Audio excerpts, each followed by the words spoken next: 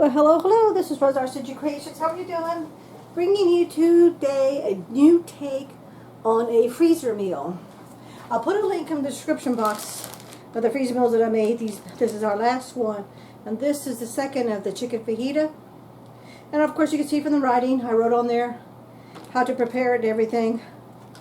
So for me and hubby later down the line, whenever we get to it, it's written down. And it's I just write it with a Sharpie, no big deal. But I wanted to try something different today, because these are fajitas. Oh, bear with me, I just ran out of breath.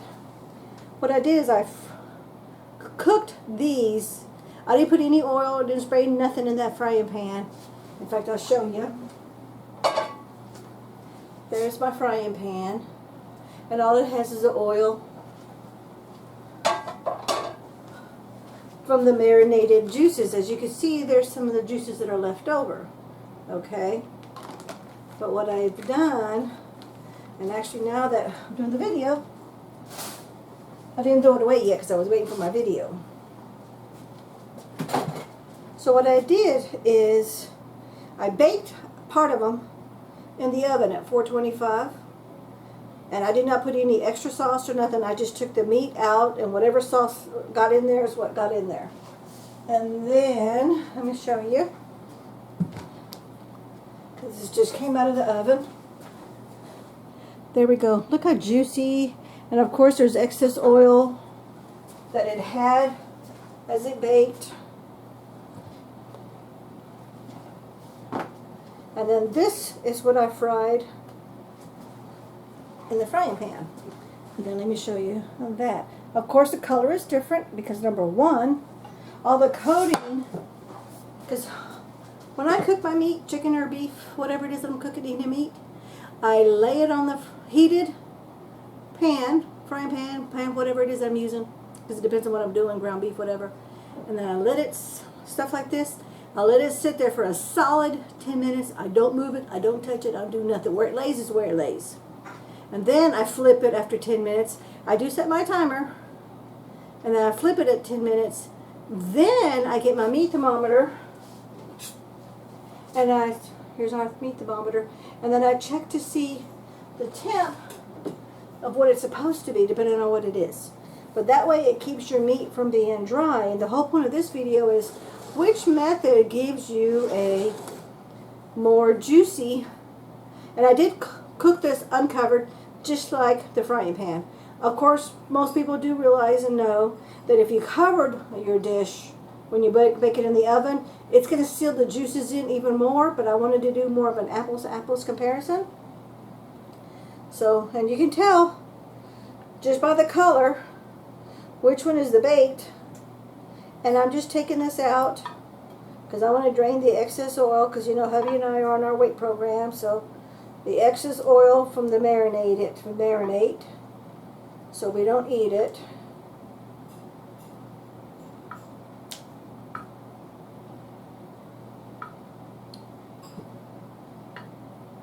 So my fry in the skillet on the left, the bake in the oven on the right.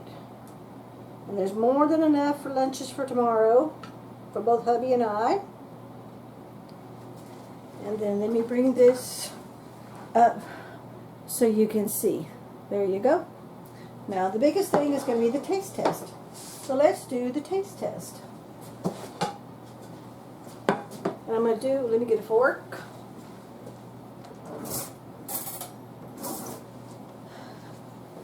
We're going to do one little of the baked and one little one of the fried.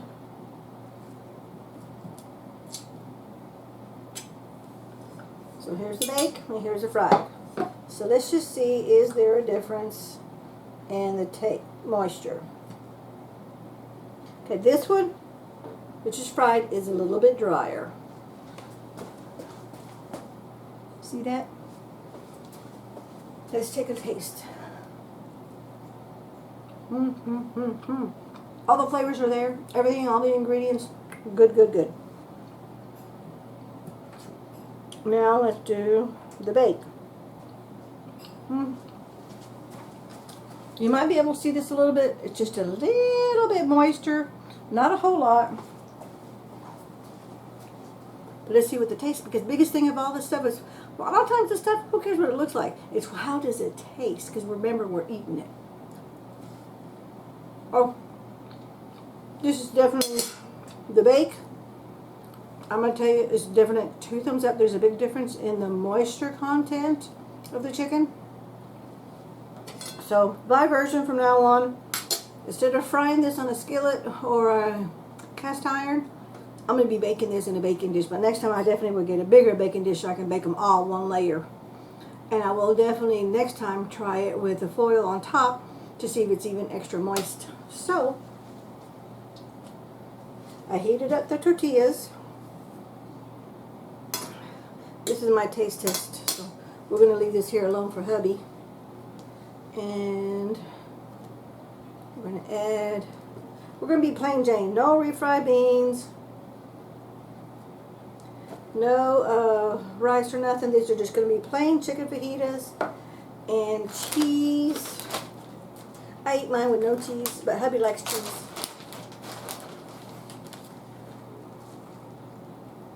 And of course, if you wanted to, stick this back in the microwave and melt your cheese just a little bit more. Okay, which I'll probably do that with him because I know he likes it that way. And then add your lettuce. Now, FYI, iceberg lettuce, romaine lettuce, any lettuce that you have, whether it's from your garden or purchased at a store or market, whatever, it doesn't matter.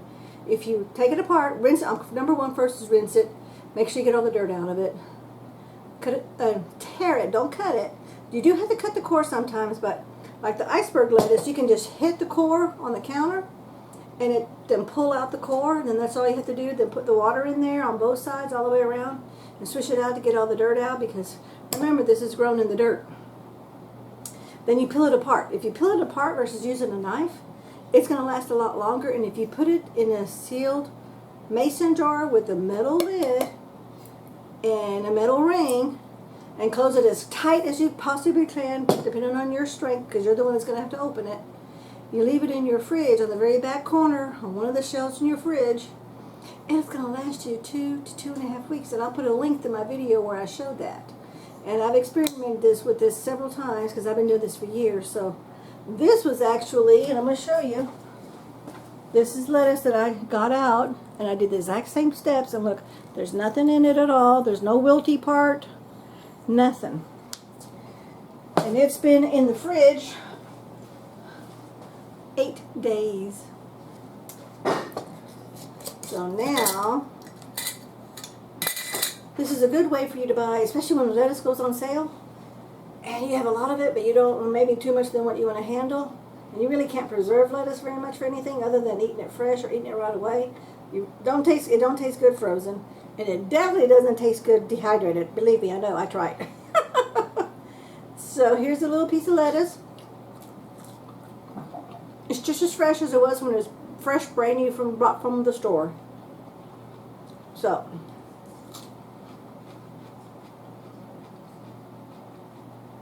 do you hear the crunch?